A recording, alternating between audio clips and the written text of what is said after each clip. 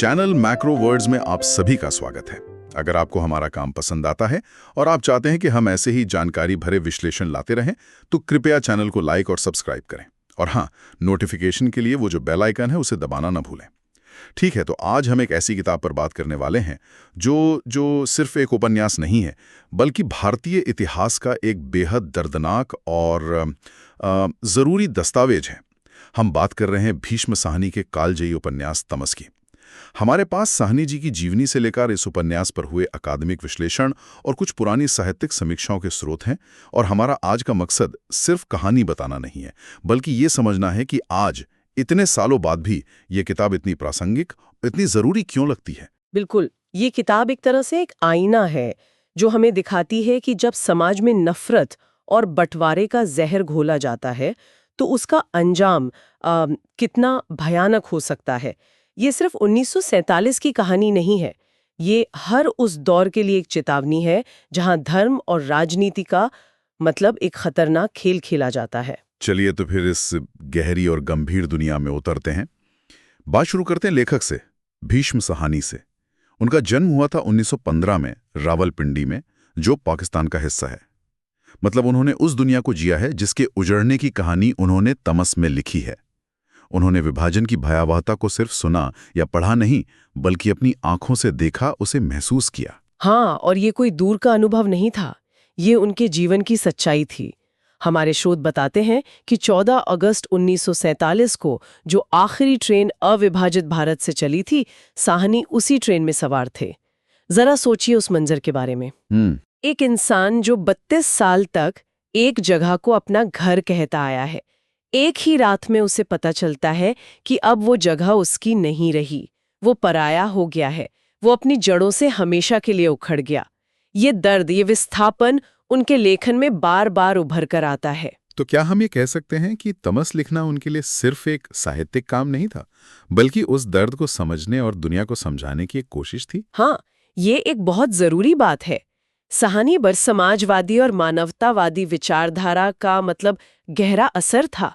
उनका मकसद किसी एक समुदाय को दोषी ठहराना कभी नहीं था।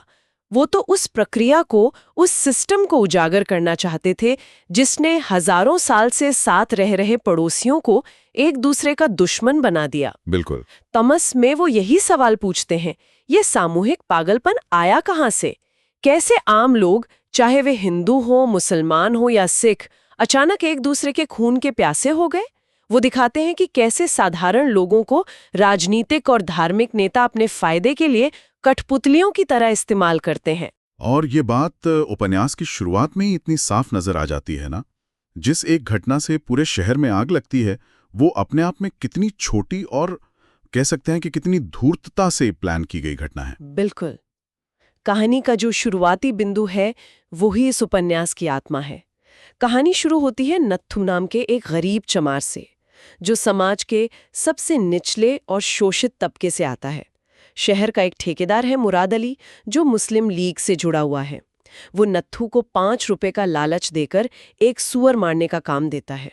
और नत्थू बेचारा वो ये सोचकर काम कर लेता है कि शायद किसी अंग्रेज वेटनरी डॉक्टर को रिसर्च के लिए चाहिए होगा।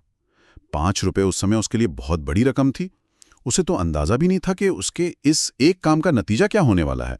और यही त्रासदी है, अगली सुबह उस मरे हुए सूअर का शव एक मस्जिद की सीढ़ियों पर मिलता है। बस एक चिंगारी लग चुकी थी। शहर के मुसलमानों में गुस्सा भड़क उठता है। ये एक जानबूझकर किया गया उकसावा था, और इसके लिए इस्तेमाल किया गया समाज के सबसे कमजोर आदमी को, जिसे इसके अंजाम का कोई अंदाजा ही नहीं था। मतलब नत्थू सिर्फ एक किरदार नहीं है, वो एक प्रतीक बन जाता है। उन लाखों करोड़ों लोगों का प्रतीक जिन्हें सत्ता के खेल में हमेशा मोहरों की तरह इस्तेमाल किया जाता है। आपने एकदम सही पकड़ा। वो मरा हुआ सूअर राजनीतिक साजिश और नैतिक पतन का प्रतीक है, जो पूरे शहर को तमस यानी घने अंधेरे में धकेल देता है।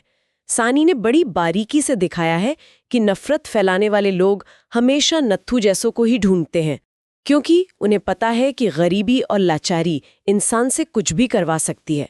इसके बाद बदले की भावना से एक गाय मार दी जाती है, और फिर तो जैसे हिंसा और नफरत का एक अंतहीन सिलसिला शुरू हो जाता है, जिसे कोई रोक नहीं पाता। और फिर ये आग एक एक कर पूरे शहर को अपनी चपेट में ले लेती है। साहनिया में किसी एक हीरो की कहानी नहीं सुनाते, बल्कि वो कैमरा पूरे शहर पर घुमाते हैं। हमें हर तरह के लोग दिखते हैं। एक तरफ कांग्रेस के कार्यकर्ता हैं, बख्शी जी और मेहता जी, जो शांति और सद्भाव की बातें तो करते हैं, लेकिन जमीनी हकीकत से थोड़े कटे हुए हैं और अंदरूनी राजनीति में उलझे हुए हैं। दूसरी तरफ मुस्लिम लीग के नेता हैं जैसे एहसान अली, जो अपने समुदाय के हितों की बात कर रहे हैं। फिर हिंदू कट्टरपंथी संगठनों से जुड़े नौजवान हैं, रणवीर और देवव्रत जैसे लड़के, जिन्हें धर्म के नाम पर हथियार उठाने के लिए तैयार किया जा रहा है। और इन सब के ऊपर है बेफिक्र अंग्रेज प्रशासन, जिसका चेहरा है डिप्टी कमिश्नर रिचर्ड। हर कोई अपनी अपनी दुनिया में जी रहा है और किसी को अंदाजा नहीं कि वे सब एक ही नाव में सवार हैं जो डूबने वाली है। इसी को शायद स्रोतों में कंप्रेशन इन एक्सप्रेशन कहा गया है, कि एक छोटे से शहर में पूरे देश की तस्वीर दिखा देना। हाँ, यही इस उपन्यास की सबसे बड़ी ताकत है। एक छोटा सा शहर जिसका जिक्र उपन्यास में है, वो उस समय के पूरे उत्तर भारत का एक लघु रूप या माइक्रोकॉज़म बन जाता है। हर किरदार उस दौर की किसी न किसी विचारधारा, किसी न किसी सामाजिक वर्ग का प्रतिनिधित्व करता है। इससे पाठक को ये समझ आता है कि विभाजन सिर्फ एक राजनीतिक फैसला नहीं था, ये एक सामाजिक, धार्मिक और व्यक्तिगत त्रासदी थी जिसके सैकड़ों पहलू थे। साहनी ने उन सभी पहलुओं को एक ही कहानी में गूंथ दिया है। और उन व्यक्तिगत त्रासदियों का चित्रण, वो तो दिल दहला देने वाला है। कुछ हिस्से तो ऐसे हैं जिन्हें पढ़ते हुए सच में रूह कांप जाती है। साहनी कुछ भी छिपाते नहीं, वो हिंसा को उसकी पूरी नग्नता में दिखाते हैं। हाँ, और ये जरूरी भी था। वो दिखाना चाहते थे कि नफरत इंसान को किस हद तक गिरा सकती है। स्रोतों में उन घटनाओं का जिक्र है जो आज भी परेशान करती हैं। जैसे एक गांव में जब मुस्लिम हमलावरों की भीड़ आती है, तो अपनी इज्जत बचाने के लिए जसबीर कौर और गांव की दूसरी सिख औरतें गुरुद्वारे के कुएं में कूदकर अपनी जान दे देती हैं। वो मौत को अपमान से बेहतर समझती हैं। ये एक ऐसा दृश्य है जिसे भुलाया नहीं जा सकता। एक और भयानक घटना का जिक्र है, जहां एक हिंदू लड़की के साथ सामूहिक बलात्कार होता है और इसकी मौत के बाद भी उसके शरीर के साथ दरिंदगी जारी रहती है। ये पढ़ते हुए लगता है कि यहां आकर इंसानियत पूरी तरह से दम तोड़ देती है।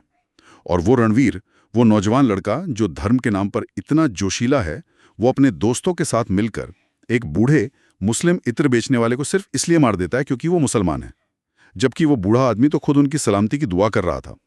नफरत इंसान को कितना अंधा बना देती है। लेकिन, और ये लेकिन बहुत जरूरी है, इस घोर अंधेरे और क्रूरता के बीच सहनी हमें इंसानियत की उम्मीद भी दिखाते हैं। वो ऐसे पल भी रचते हैं जो बताते हैं कि सब कुछ खत्म नहीं हुआ है। यहाँ रज्जो का किरदार बहुत अहमियत रखता है। रज्जो एक आम मुस्लिम महिला है। जब सिख दंपत्ति हरनाम सिंह और बंतो दंगाइयों से बचकर भाग रहे होते हैं, तो रज्जो उन्हें अपने घर में पनाह देती है, ये जानते हुए भी कि ऐसा करने पर उसकी और उसके परिवार की जान को भी खतरा हो सकता है। हाँ, यही तो इंसानियत है। उसका पति और बेटा जो बाहर से कुछ सामान लूट कर लाए थे, रज्जो के कहने पर वो लूटे हुए गहने और बंदूक भी वापस कर देते हैं।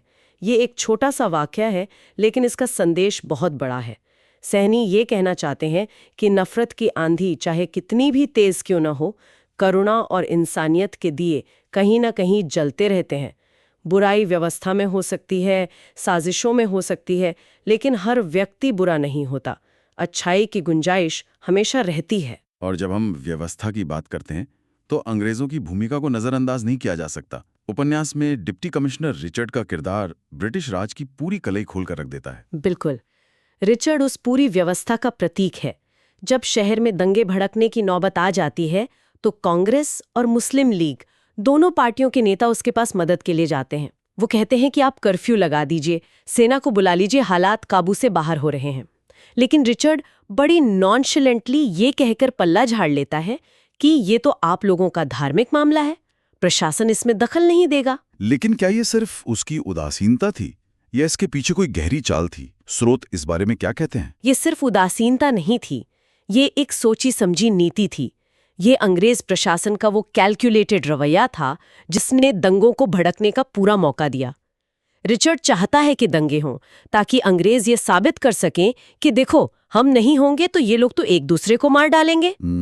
रिचर्ड और उसकी पत्नी लिजा के बीच एक बातचीत है जो पूरी ब्रिटिश नीति का सार है। लिजा, जो अपने पति से ज्यादा संवेदनशील है, उससे कहती है, आजादी के नाम पर वे तुम्हारे खिलाफ लड़ते हैं और धर्म के नाम पर तुम उन्हें एक दूसरे से लड़वाते हो। इससे ज्यादा साफ शब्दों में बांटो और राज करो की नीति को नहीं समझाया जा सकता। तो किताब छपती है 1973 में। 1975 में उसे साहित्य अकादमी पुरस्कार भी मिलता है। साहित्य की दुनिया में इसे बहुत सराहा जाता है। लेकिन असली तूफान तो तब आता है जब इस पर टीवी सीरीज बनती है ना। हाँ, असली बवाल तब हुआ जब 1987 में गोविंद निहलानी ने इस पर एक टीवी सीरीज बनाई और उसे दूरदर्शन पर दिखाया गया। उस समय देश में माहौल थोड़ा तनावपूर्ण था और कुछ समूहों ने इसका जबरदस्त विरोध किया। उन्होंने कहा कि इसे दिखाने से देश में फिर से दंगे भड़क सकते हैं। मामला बॉम्बे हाईकोर्ट तक पहुंच गया और सीरीज पर प्रतिबंध लगाने की मांग की गई। और कोर्ट का फैसला क्या था? और कमाल की बात यह है कि कोर्ट ने इस किताब के असल मकसद को समझा। अदालत ने याचिका को खारिज कर दिया और एक ऐतिहासिक फैसला दिया। कोर्ट ने कहा कि तमस किसी समुदाय के खिलाफ नहीं है, बल्कि ये उस दुखद दौर का एक ईमानदार विश्लेषण है। ये दिखाता है कि कैसे कट्टरपंथियों और साजिश करने वालों ने निर्दोष लोगों को अपने मकसद के लिए इस्तेमाल किया और कैसे इस सब के बावजूद अंत में इंसानियत की जीत होती है। अदालत ने माना कि ये धारावाहिक लोगों को इतिहास की उन गलतियों से सीखने में मदद करेगा ताकि उन्हें दोहराया ना जाए। तो एक तरह से अदालत ने भी तमस की विरासत पर मोहर लगा दी।